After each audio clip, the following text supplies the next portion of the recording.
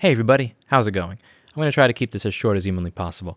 A few months ago, I did this video it says, important message to Senator Ben Sass, anyone who can get him to listen to this. I read an email from a viewer and friend of mine who testified in favor of right to repair several years ago. He is a farmer, and he was going over the security issues in a lot of this software and the fact that some of this software winds up getting shared with foreign governments like China before it's actually shared with people in America that buy these American John Deere tractors and want to fix them, and that this is outrageous. And he also brings up security flaws in his letter. Now, this was very quickly dismissed. Nobody gave a shit.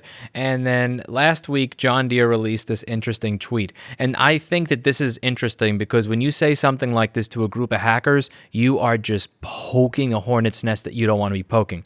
This week's forecast, 1 to 3 inches of nonsense. Soon after that tweet was released, you had this Vice article come out that says bugs allowed hackers to dox John Deere tractor owners. And I know one of the individuals involved in this, and I did a video describing the hack. Now, the interesting thing is that they said that this is 1 to 3 inches of nonsense. Like, they just made this up. And in this one article over here, it says that the important takeaway is that our customers' sensitive personal or business information, including financial and ergonomic data, was never accessed, which is a point that didn't come through in the article. And it genuinely destroys me inside to not be able to show you evidence that that is not true. But because the individuals involved are white hat hackers and I am not going to show you shit that I'm not supposed to show you, I'm not going to show you the pieces of evidence that make it very clear that that's not true.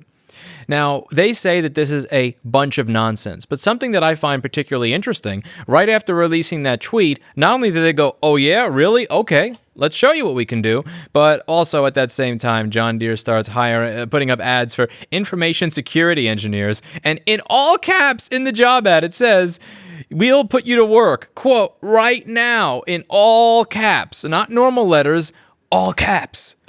Why is it that if this is a bunch of nonsense, John Deere, that you need to hire information security engineers right now?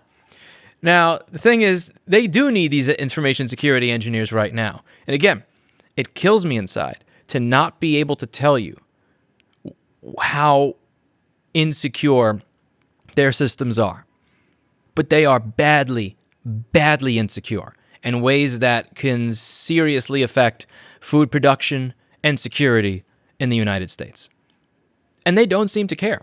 The interesting thing is that they actually appear to have a program where if you are going to report certain things that you need to sign an NDA so that you can't talk about them and how they treat you later, which is kind of blackmail-y.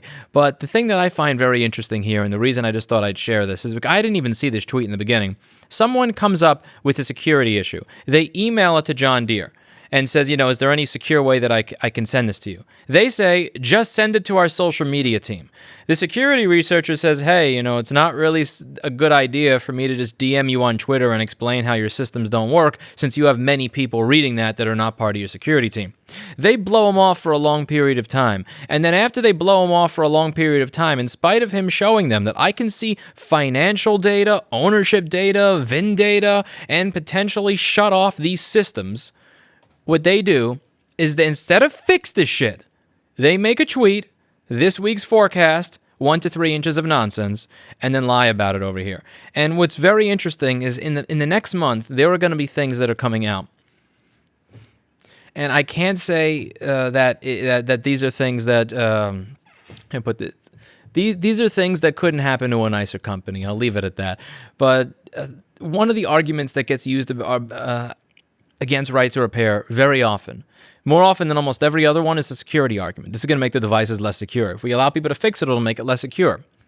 You have devices that are using Windows CE that random hackers can just log in and be able to find out VIN numbers, owners, how the tractors are used, who leases them, financial data, who owns it.